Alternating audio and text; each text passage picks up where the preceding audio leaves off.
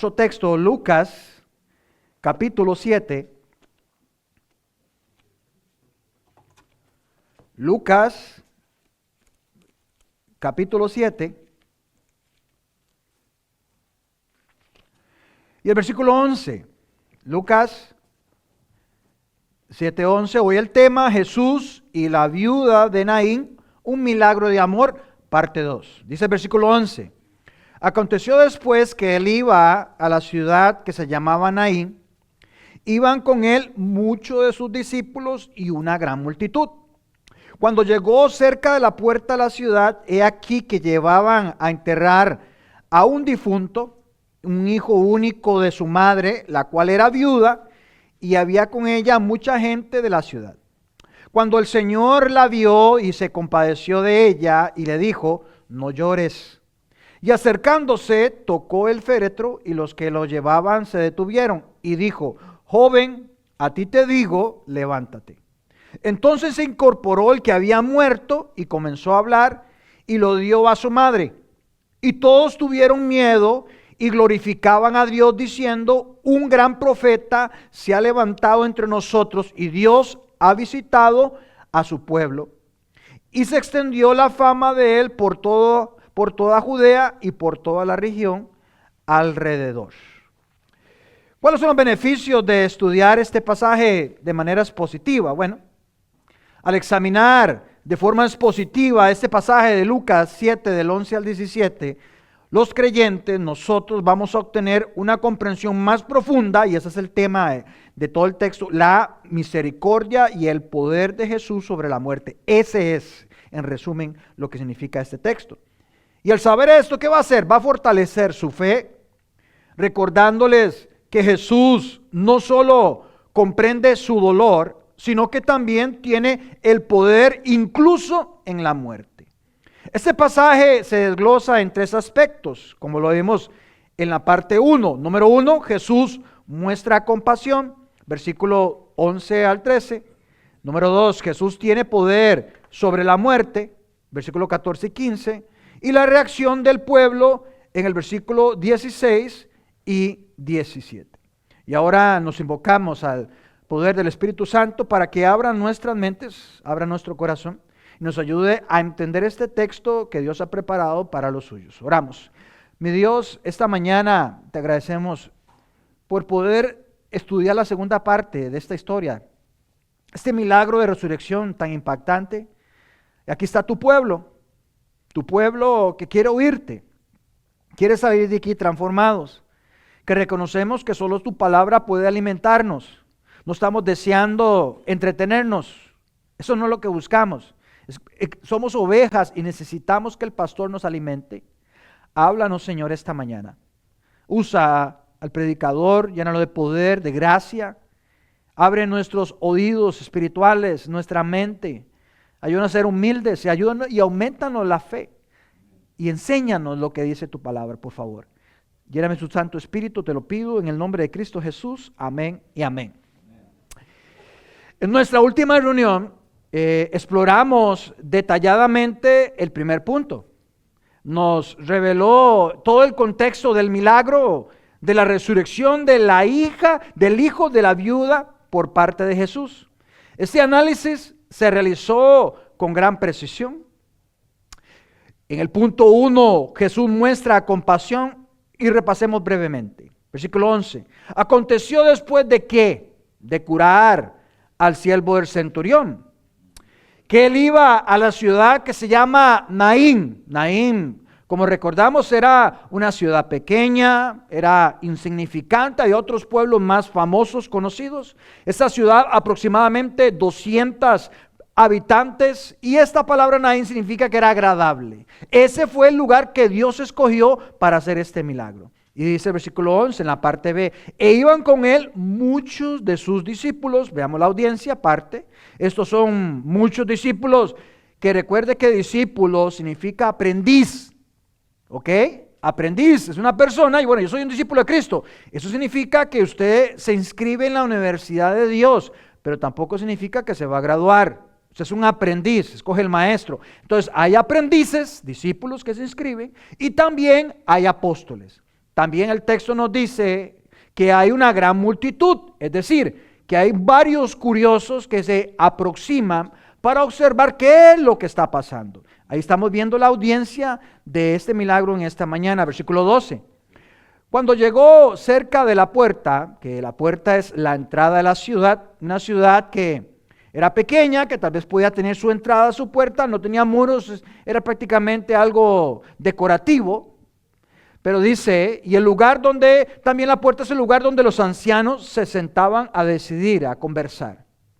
Y aquí que llevaban a enterrar un difunto. Es decir, que cuando Jesús está llegando, esta caravana que van a celebrar un funeral, están saliendo al mismo tiempo. Ambos grupos se encuentran en la puerta de la ciudad. Pregunto, ¿es casualidad? No, para Dios no hay nada de casualidades. Es una cita divina, así como usted está esta mañana, no es casualidad. Tiene un propósito. Es una cita divina. El muerto es descrito por Lucas como un hijo único, no se le quiere que se le vaya a hacer detalles, único hijo de su madre, y también agréguele que era una señora viuda. La situación presente en este milagro es crítica. Aquí hay un dolor emocional que invade las calles. Además, esta señora, sin su único hijo y sin esposo, lo único que le depara en la vida, ella se ganó el premio mayor, se ganó la pobreza, pedir limosnas, pues las viudas no tenían derecho para heredar. Continúa Lucas diciendo, y había con ella mucha gente de la ciudad. Esto nos describe que era una mujer de buen testimonio, pues mucha gente la acompañaba en medio del dolor. Versículo 13. Y cuando el Señor la vio, a veces pensamos que Dios no nos observa, se compadeció de ella y le dijo, no llores. Este versículo es el motivo del milagro. Este es el significado expositivo del texto, la misericordia de Dios. No llores. Recordemos, esta mujer no pide que la ayuden. El Señor es el que se presenta y muestra misericordia. No llores. Jesús no solo muestra compasión, como dice el punto número 1, sino que demuestra una autoridad divina que cambia vidas. Hemos visto hasta ahora el punto 1 de cómo Jesús muestra compasión donde Dios, nuestro Dios, no está obligado a dar compasión, como la gente mucho piensa. Dios no está obligado a dar amor, como muchos piensan. Dios es amor, pero no está obligado a dar amor. Dios no está obligado a darle compasión a esta mujer, pero Dios muestra compasión, punto 1. Ahora, pero no solo su amor lo hace su ministerio tan transformador, sino que además, punto 2, Jesús tiene el poder sobre la muerte. Versículo 14, Lucas 7:14. Y acercándose, tocó el féretro. Acercándose, eso es lo que hace Dios. Se ha acercado al hombre. Él ha puesto una pizarra que se llama la creación, para que vuelvan a ver al maestro, que alguien diseñó el mundo.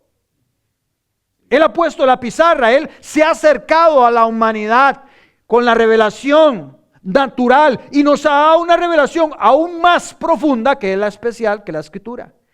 El Señor siempre se ha acercado y acercándose tocó el féretro, también traducido como ataúd, pero es una camilla en lo que la gente llevaba al muerto. No es un ataúd como el que nosotros pensamos. En la época de Jesús, los ataúdes o féretros no eran como los que conocemos hoy.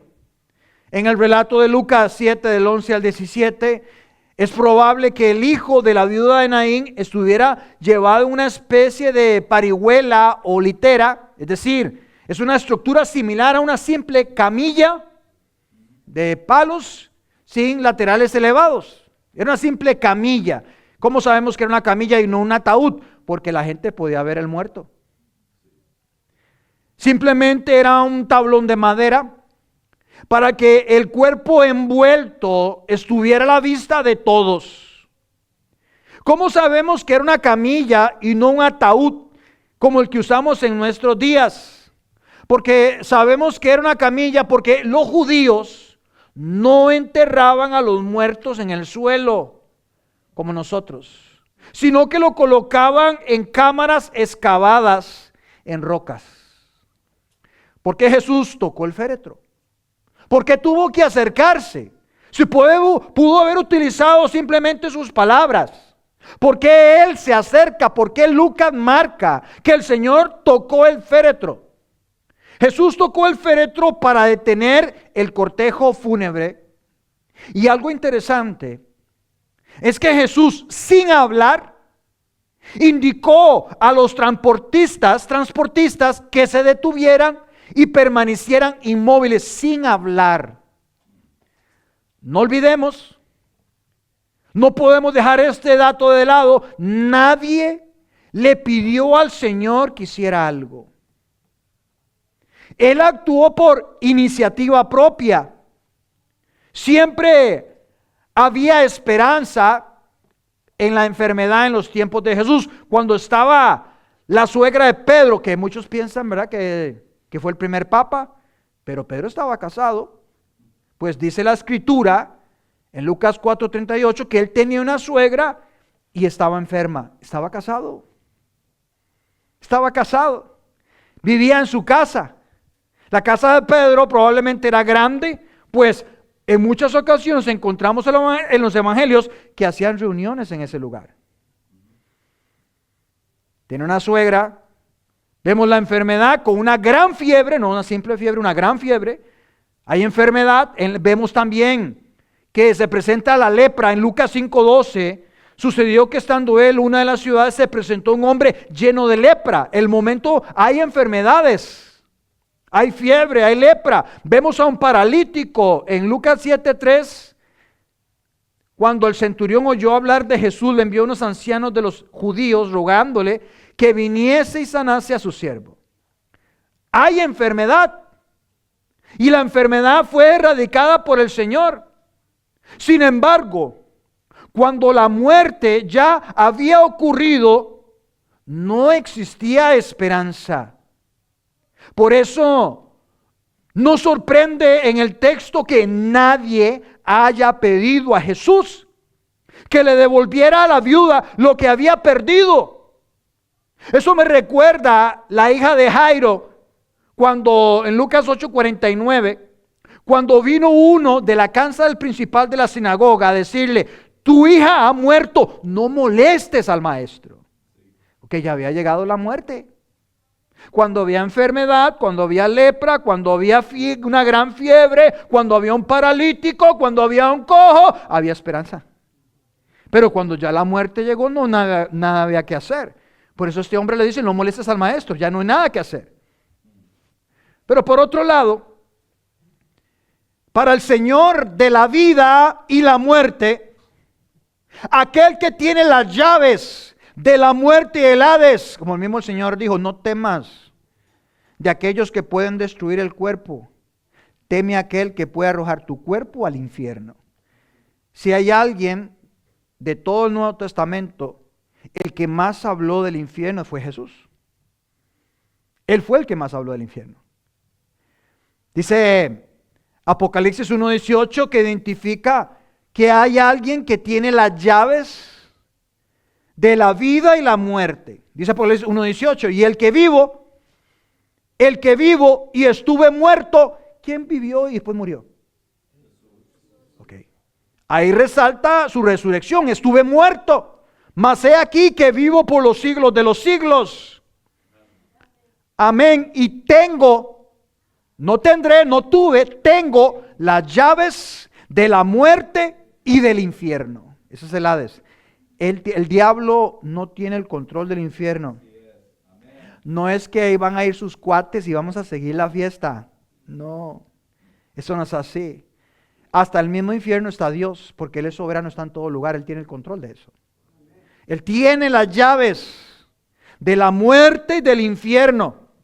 Y aún en este momento, la situación no estaba desprovista de esperanza. Siempre hay un rayo de luz en la oscuridad. Amén. Dice Lucas 7:14, y acercándose, interesante que lo dice en singular, es que no importa que están otros apóstoles, es que no importa que esté tu familia alrededor, si Dios no se acerca, nadie te va a ayudar, es Él el que va a llenar tu alma y tu corazón. Aunque esté tu familia y hoy haya una gran fiesta en tu vida, un gran carnaval, por dentro tú llevas una carroza fúnebre. El único que puede llenar el corazón es Dios.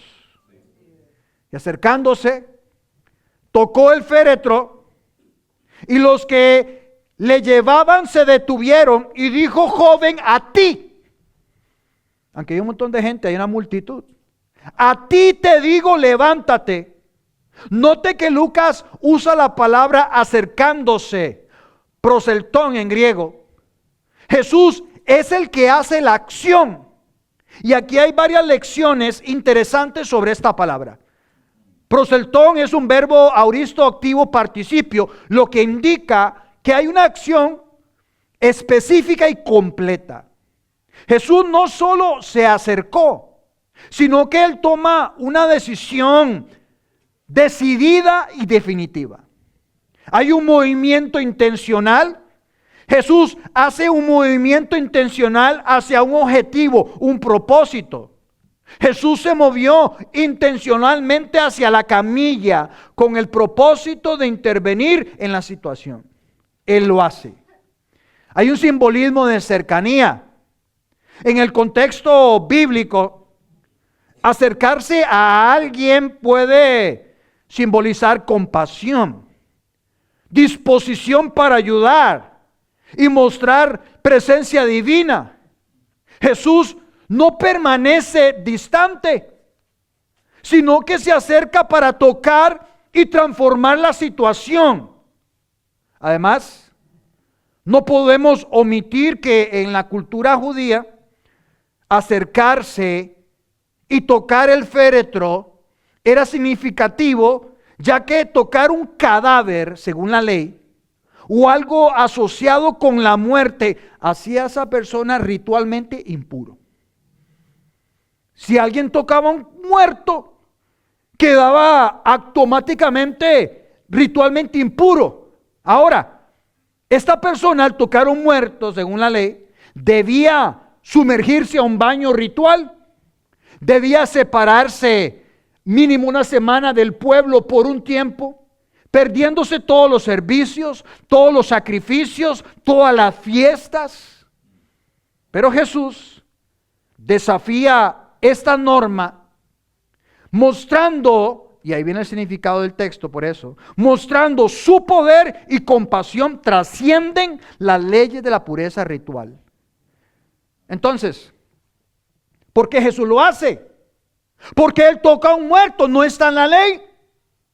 ¿Por qué lo hace? Porque dice Tito 1:15 que todas las cosas son puros para los puros.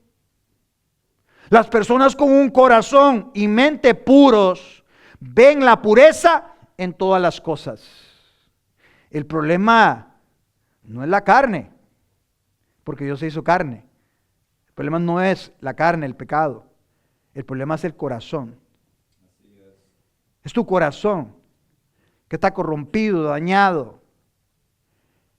Aquel que podía comer y beber con publicanos y pecadores sin llegar a contaminarse, tampoco experimentaría contaminación a tocar este féretro. Por el contrario, en lugar de hacerse inmundo, ahora estaba en el proceso de vencer la muerte y la inmundicia. Ese es nuestro Dios. Dice el versículo 14, y los que lo llevaban se detuvieron y dijo: joven, joven, ¿qué tan joven es?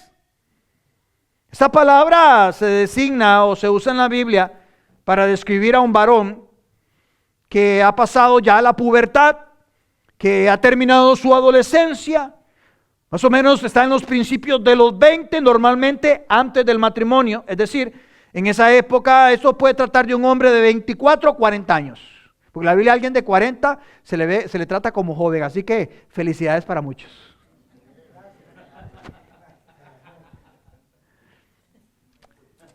Y los que llevaban se detuvieron y dijo: joven, a ti, ojo ahí, póngale el freno. Es que el asunto es individual, el asunto es específico. Si no, si el Señor dice, salgan todos, todos los muertos se levantan. Si no, todos los muertos se levantan en ese momento. Y Él dice, a ti, joven, a ti. ¿Se acuerdan que el Señor también fue específico con Lázaro? Él dijo el nombre, Lázaro, ven fuera, específico. Con la hija de Jairo, Él dijo, Talita Cumi, niña, a ti te digo, levántate. Ojo ahí. Es específico. La salvación no se hereda por familia. Dios no tiene ni nietos ni sobrinos. Dios solo tiene hijos. Y si su nombre no está inscrito en el libro de la vida, no vas a oír tu nombre. A ti te digo, levántate. Interesante palabra, levántate. Es un verbo que puede significar levántese o despiértese. Sin embargo, también se refiere a resucitar a la vida. Por ejemplo, la misma palabra en griego, solo que es traducida diferente al español, es en Mateo 18, cuando dice sanar enfermos, limpiar leprosos, y ahí viene la misma palabra, resucitar muertos. Entonces se utiliza también para la resurrección. Es un verbo interesante. Activo es que yo hago la acción, pero eso es un verbo pasivo. Es decir, este hombre recibe la acción. El muerto no se resucita a sí mismo. No, ahí llegó y le tocó Jesús la puerta a Lázaro. Lázaro, ¿cómo estás? ¿Hoy quieres salir? No. No. El muerto no se resucita a sí mismo, así como nosotros. Usted no se resucitó cuando usted quiso. Él le da la vida. Alguien lo hace por él. En la Biblia hay 5 resurrecciones. 2 en el Antiguo Testamento y 3 en el Nuevo Testamento. La primera en el Antiguo Testamento es Elías, que resucita al hijo de la viuda de Sarepta. Y él no lo hizo. Es Dios quien responde la oración de Elías. La segunda resurrección, Eliseo resucita al hijo de la tsunamita en 2 Reyes 4. En el Nuevo Testamento, la resurrección de Lázaro en Juan 11. Y número 4, la resurrección de la hija de Jairo, Marcos 5, 21. Y la quinta resurrección, por supuesto, de Jesucristo en Mateo 28, 1. En varios sentidos, las 5 resurrecciones, no como algunos falsos maestros que han dicho que resucitan gente, que llevo 2, llevo 3 resucitados, me decía, yo escuché un video. Mentirosos. En varios sentidos, las 5 resurrecciones, 2 en el Antiguo Testamento, 3 en el Nuevo Testamento, son similares, tienen algo en común. ¿Sabe qué es? Que Dios es el autor de todas. Y reconoce aquí, y esto se reconoce aquí en Lucas 7, porque versículos del Nuevo Testamento demuestran que Dios es el autor de las resurrecciones. Juan 11, 25, les dijo Jesús, yo. No le dio campo a la iglesia bautista, no le dio campo a nada, ni a Pedrito, ni a su mamá. Yo soy la resurrección en la vida, el que cree en mí, aunque se bautice, aunque se haga, no, el que cree en mí, aunque esté muerto, vivirá. Y todo aquel que vive y cree en mí, no morirá eternamente. Y una pregunta de millón, ¿crees esto? Yo lo creo, dice Jesús, pero ¿lo crees tú? Dice Hechos 2:24, al cual Jesús, Dios levantó, suelto los dolores de la muerte. Es Dios el que resucita a un muerto. No solo el Nuevo Testamento dice que Dios es el autor de las resurrecciones, sino también en el Antiguo Testamento, clarito, 1 Samuel 2:6, Jehová mata y Él da la vida. Si alguien muere, recuerda que Dios ya tiene establecido la muerte de cada uno, desde que nace hasta que muere. Él decide, eso sí, la forma de morir. Pero aunque usted haga ejercicio, se cuide bien, aunque tenga cuadritos, así con esos cuadritos va metido al ataúd. Porque no le va a agregar más ni menos. Dios ya lo tiene establecido. Jehová mata y Él da la vida. Él hace descender, Él envía a la gente al infierno y hace subir. ¿Qué está diciendo? Que Dios es soberano, por lo tanto, Él hizo las almas, Él hizo las personas, Él tiene, corazón dice Génesis, que el alma vuelve a Dios. Él tiene el derecho de hacer lo que quiera. La persona que nace, le doy una noticia, usted nunca va a morir. Usted es eterno. No como los testigos de Jehová que dicen que que Dios es tan bueno que Él no quiere que nadie sufra en el infierno. Entonces todo el alma desapareció. No, eso no es así. No es así. Él es soberano, tiene el derecho de rescatar y rescatar del infierno a quien Él quiera. Este versículo está destacando que el poder absoluto de Dios sobre la vida y la muerte. Dice Ezequiel 37:12, por tanto, en conclusión de todo el capítulo 37 al 1. Profetiza, predica, proclama, expone y diles, así ha dicho Jehová el Señor, he aquí, yo abro vuestros sepulcros, pueblo mío, oiga esa frase, y os haré subir de vuestras sepulturas y os traeré a la tierra de Israel. ¿Qué está diciendo Dios? Que aquí Dios habla de su poder para traer, eso sí, su pueblo devuelto a la vida. El que cree en mí, aunque esté muerto, vivirá, su pueblo. Usando la metáfora de abrir sepulcros nuevamente, el versículo 14. Y acercándose, tocó el féretro y los que lo llevaban se detuvieron. Y dijo, joven, a ti, nuevamente, es específico, no olvide eso. A ti te digo, levántate. Versículo 15. Entonces, ante la orden de Jesús, se incorporó. Esa palabra es importante porque cuando habla de que se incorporó es que alguien está en posición vertical y luego se coloca y se sienta, se pone erguido en su asiento. Entonces, ¿qué hace este joven? Está acostado y cuando el Señor le da el mandato que se incorpore, él se sienta en la camilla. El que había muerto, aclara Lucas, el que había muerto, como solo Dios puede resucitar a los muertos, aquí Jesús está revelando su identidad. Él no es un arcángel. Él no es un ángel. Él no es una criatura. Él es Dios porque está resucitando a alguien. Dice Deuteronomio 32:39. Ved ahora que yo soy y no hay dioses conmigo. Ojo, mormones. Y no hago morir. Y yo hago morir y yo hago vivir. Un contraste, morir y vivir. Él es el dueño de eso. Yo hiero, ¿estás enferma? Lo hace Dios. Y yo sano, Él es el sanador. Y no hay quien pueda librar de mi mano. Aquí Dios mismo declara un poder exclusivo sobre la vida y la muerte. Es decir, Dios tiene un monopolio. Un monopolio es una situación en que una identidad, una unidad, una empresa tiene el control exclusivo de un producto. Por ejemplo, usted va a Subway, todas las bebidas solo de Pepsi. Monopolio, ese lugar, solo ellos, exclusivo. Solo esa marca. Pero si vas a la McDonald's, todo tiene que ver con los refrescos de Coca-Cola. Hay un monopolio, nadie más puede meterse en estas empresas. En ese contexto, decir que Dios es el único que tiene el poder sobre la muerte y la vida, es Él. Y nadie más tiene derechos.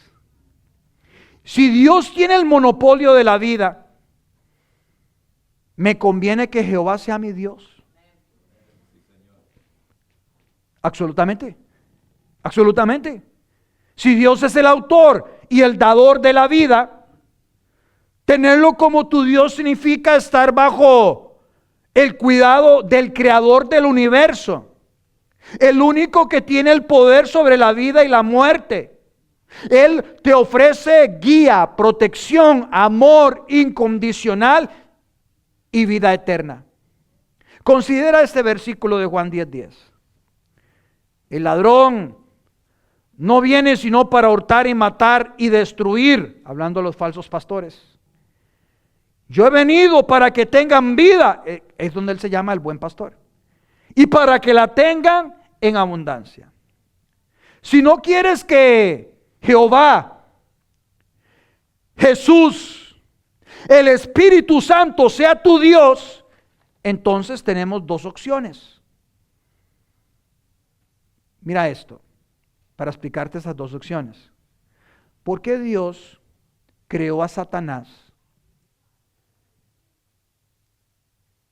Si Él quería, ¿por qué Dios creó a Satanás si no quería que sucediera la caída del hombre en Génesis?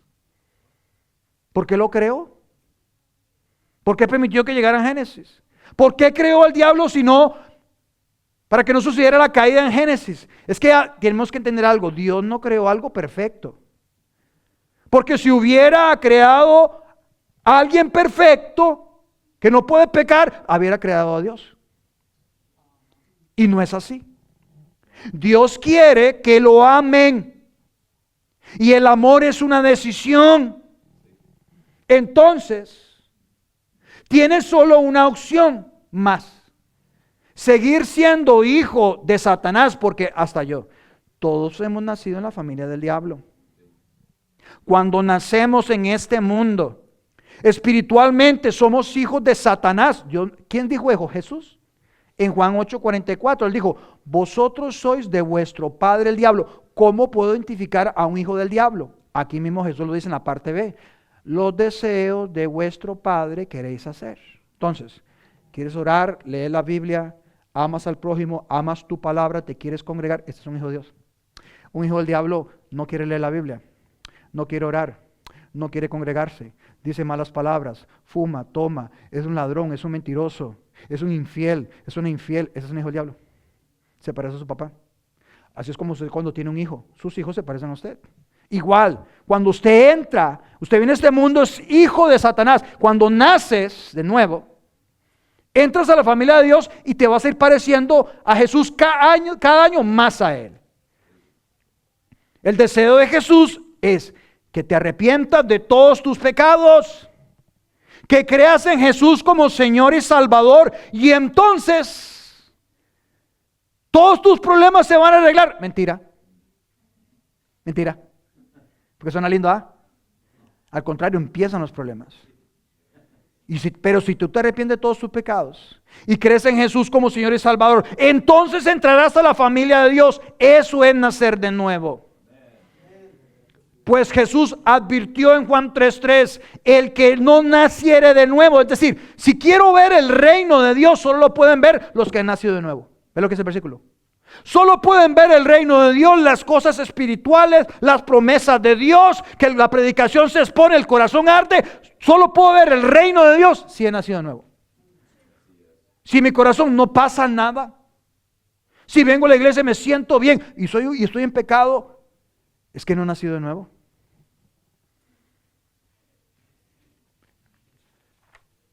Confiar en Dios, que tiene el monopolio de la vida, es que Él lo tiene. Te asegura una existencia que trasciende las dificultades temporales y se enfoca en una esperanza eterna.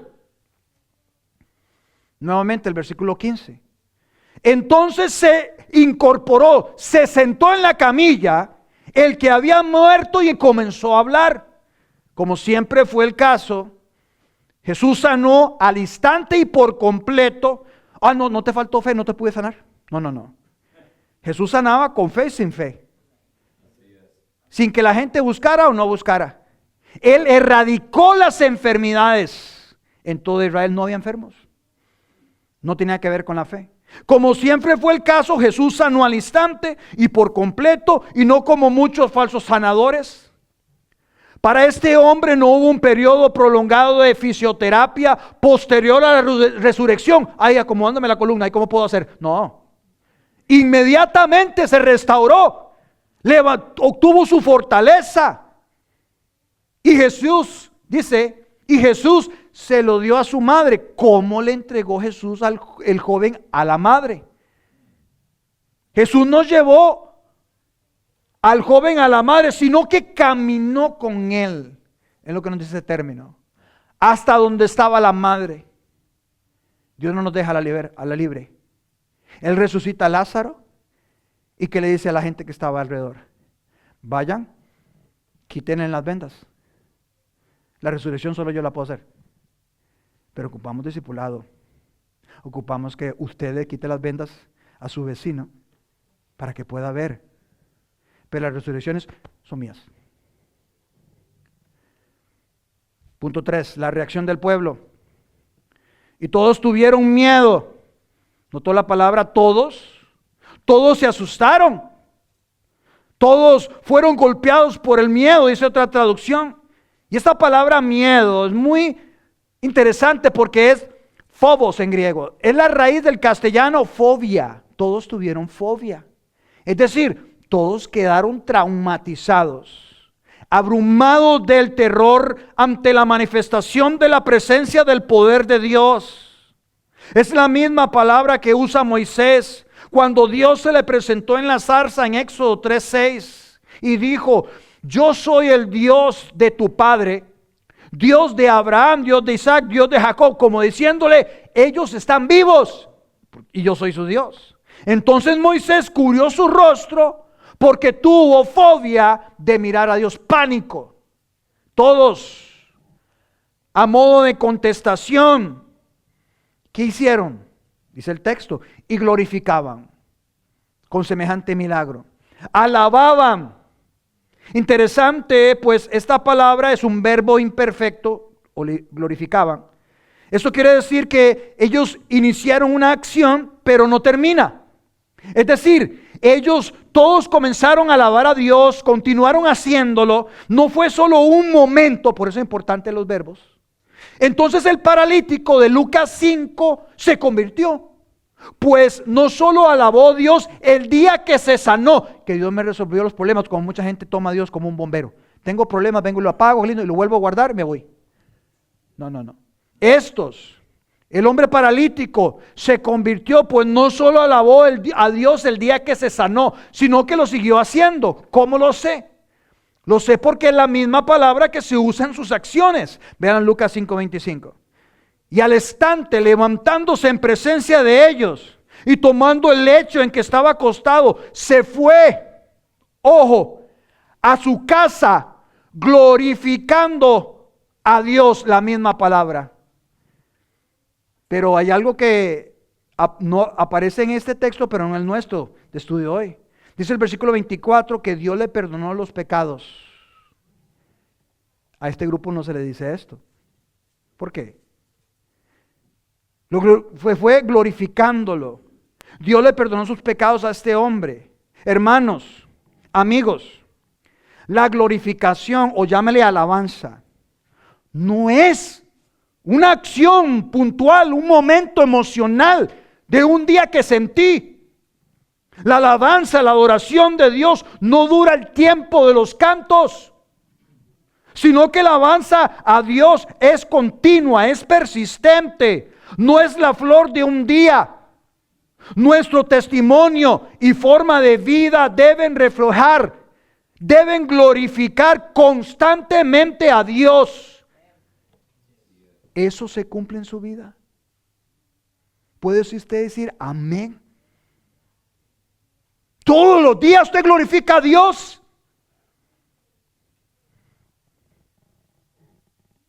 El paralítico sí. Verbo imperfecto, no siguió alabando, no fue un día, gloria a Dios, bendito Dios. No, su vida hablaba de que alababa a Dios. Versículo 16, entonces todos tuvieron miedo y glorificaban, no solo en ese momento, sino que lo haría el resto de su vida, glorificaría a Dios.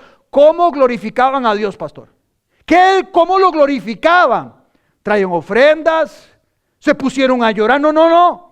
¿Qué eran las palabras que decían? Las palabras que usaron fueron las siguientes: un gran profeta se ha levantado entre nosotros y Dios ha visitado a su pueblo. Un profeta se ha levantado, se ha aparecido, ha surgido. ¿Por qué la gente le llamaba a Jesús profeta? Los musulmanes lo llaman profeta, los mormones lo llaman profeta, los testigos y otros, profeta. ¿Por qué la gente lo llamaba a Jesús profeta? Los profetas del Antiguo Testamento hablaban en nombre de Dios y algunos también hacían milagros. Jesús validó su ministerio haciendo ambas cosas. La gente lo reconoció como el gran profeta esperado, porque podía hacer cosas que la mayoría de los profetas no podían hacer. En el año 1400 antes de Cristo, Moisés profetizó acerca de un profeta único. Y aproximadamente en el año 30 después de Cristo, la gente se refirió a esta profecía de Lucas 7:16. Y ahora, en el 2024, han pasado 3424 años desde aquella hermosa profecía de Deuteronomio 18:15. Profeta en medio de ti, de tus hermanos judíos. Como yo te levantaré a Jehová tu Dios, a él oiréis. ¿Oyó esa frase? A él oiréis. Me recuerda las últimas palabras de María en todo el Nuevo Testamento. Las últimas. Aquí Moisés dice, a él oiréis. Y lo último que María dijo fue, en Juan 2:5, haced todo lo que él os diga. Si hay un consejo que María nos dice, es que escuchen a Jesús, no a mí. Alábenlo a él, no a mí. La gente no se equivocó al pensar que Jesús era profeta, pero él es más que eso. Es Dios mismo. Este levantado es pasivo, es decir, Dios es responsable de haberlo levantado. Dice que entre nosotros y Dios ha visitado a su pueblo, frase fuertísima. Visitado es muy importante. En el Antiguo Testamento esta palabra se usa con frecuencia para significar que Dios ha bendecido a su pueblo. Significa que Dios se ha preocupado por ellos, que ha venido a ayudarlos, a cuidarlos, a salvarlos. Y después de muchos siglos, sin la aparición de un profeta, Dios había venido a visitar a su pueblo enviando al profeta más grande de todos. Por 4 siglos el pueblo de Israel había aguardado con ansias una visitación divina en medio del silencio de Dios. Y en este momento crucial, los israelitas no se dieron cuenta que Dios los estaba visitando, el Creador, el que puede devolver la vida.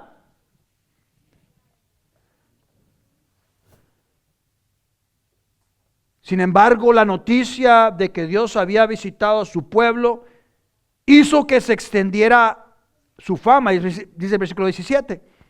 Y se extendió la fama de él por toda Judea, que aquí representa a todo Israel, por toda la región de alrededor. ¿Cuál es? Naín, el pueblo que estamos. Pero ojo, abra las cortinas de acero, porque ahí le va el clímax. La triste realidad es que estas personas no entendieron que Dios realmente estaba presente en la persona de Jesucristo. Para ellos, Él no era más que un profeta que se había levantado entre ellos. ¿Vieron? Levantó un muerto. Elías,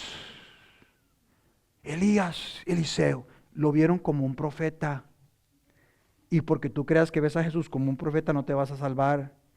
Los mormones ven a Jesús como un profeta y otros. Estas personas no comprendieron que Jesús era el último profeta de quien Moisés habló en Deuteronomio 18.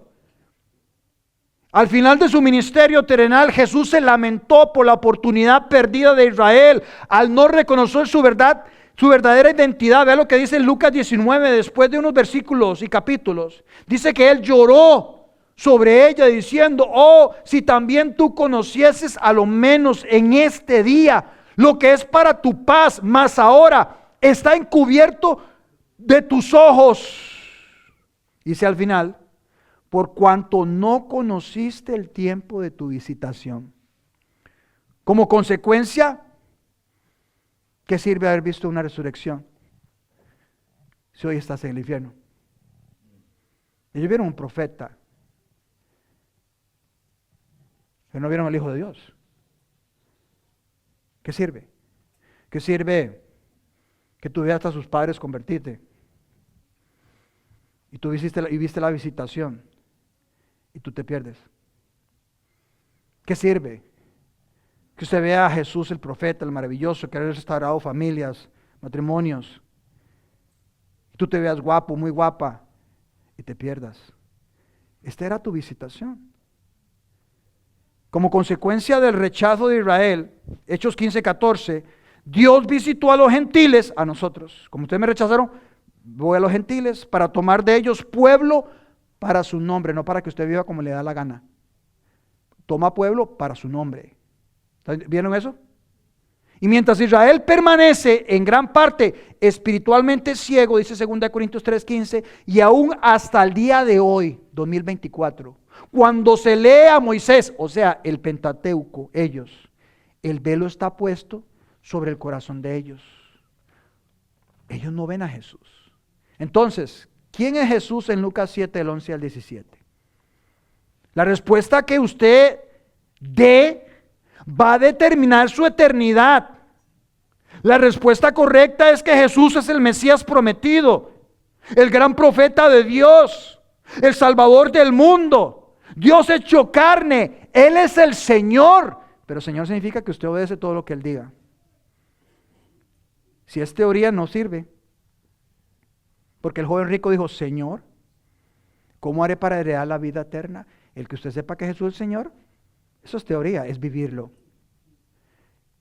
Quienes rechazan esta verdad y solo ven a Jesús como aquel que puedo frotar, que me haga los milagritos, que me haga la bendición, que me cuide mis chiquitos, que no se me desvíe el esposo, ese es un Jesús falso. Un Jesús que me haga, que cuando hay un problema lo buscamos, que me ayude para que mi esposo no se me desvíe y agarre vicios o agarre a otra mujer. Eso no es. Jesús no vino por eso. Y si no crees esta verdad, morirás en tus pecados, como Él ya estableció en Juan 8:24. Si no crees que yo soy, en vuestros pecados moriréis.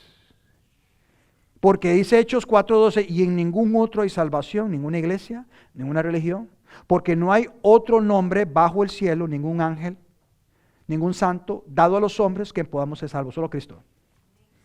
No hay más. Te pregunto, ¿quién es Jesús para usted? ¿Quién es Jesús para usted? Hoy vine a darme una vueltita a ver cómo estás. ¿Es Jesús de sanador? Entonces, si no te sana, ¿qué vas a hacer? Es el Jesús que me va a prosperar, y si no prosperas, ¿qué vas a hacer? Es el Jesús que me bendiga todas mis metas y propósitos y sueños, y si no se logran, ¿qué vas a hacer con Jesús? Pero el Jesús verdadero, cuando entra en tu corazón, no te importa eso, porque Él es lo que vale más que todo. Oramos. Padre, muchas gracias por este milagro. Muy triste de esta gente que no entendió el día de la visitación. Qué triste es que alguien esta mañana venga a la iglesia, escuche ese sermón, esa visitación, y salga igual. Eso es lo peor que le puede pasar. Dios pide arrepentimiento, humillación ante Dios. Y entender que Él es un Dios de misericordia, sí. Es un Dios de poder que levanta muertos, sí. Él tiene las llaves de la muerte y de la vida. Pero también es un Dios de justicia. Y si no te arrepientes, si no te vuelves a Él, serás juzgado. Creyente será disciplinado. Inconverso serás juzgado eternamente. Y perdiste la oportunidad de tu visitación. Señor, te entregamos este sermón. Que sea vivo para nosotros y podamos entender tu mensaje y vivirlo. En el nombre de Cristo Jesús, amén y amén.